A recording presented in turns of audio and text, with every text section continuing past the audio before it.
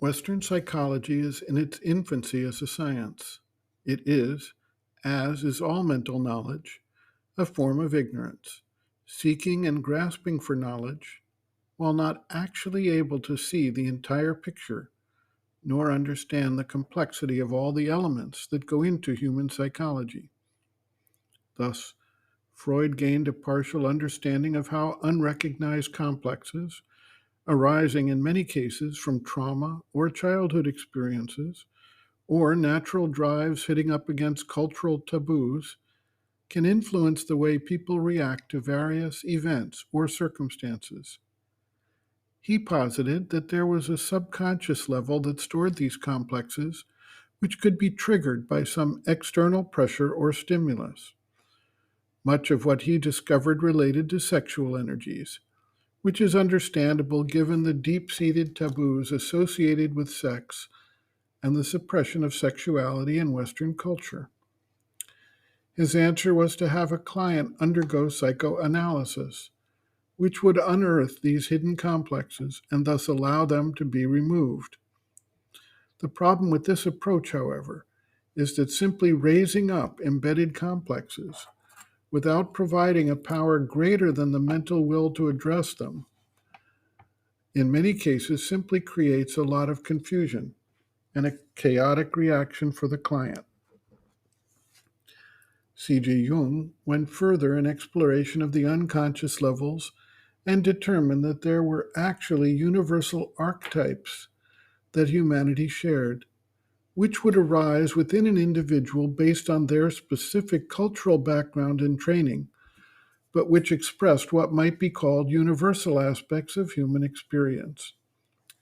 He believed that bringing these to light would help an individual understand more clearly the motive springs of his reactions and recognition of the deeper meaning of life, while at the same time moving somewhat beyond the fixation on the individual ego and its experiences and traumas.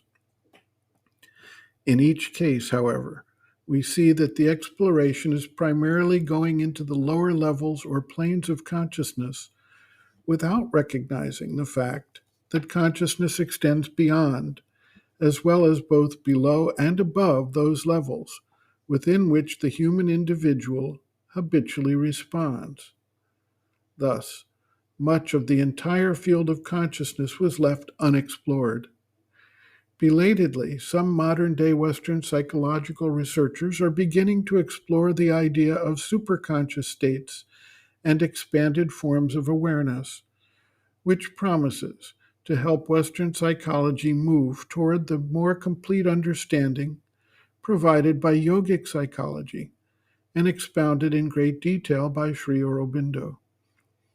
There is an increasing recognition of levels that are unable to be directly perceived by our external surface consciousness, but which nevertheless impinge upon and impact who we are and how we respond to our lives. These levels, subliminal to our external senses and mind, are the subject of intense interest at the moment. Sri Aurobindo writes, quote, "The subliminal in man is the largest part of his nature and has in it the secret of the unseen dynamisms which explain his surface activities. But the lower vital subconscious, which is all that this psychoanalysis of Freud seems to know, and even of that it knows only a few ill-lit corners, is no more than a restricted and very inferior portion of the subliminal whole. The subliminal self stands behind and supports the whole superficial man.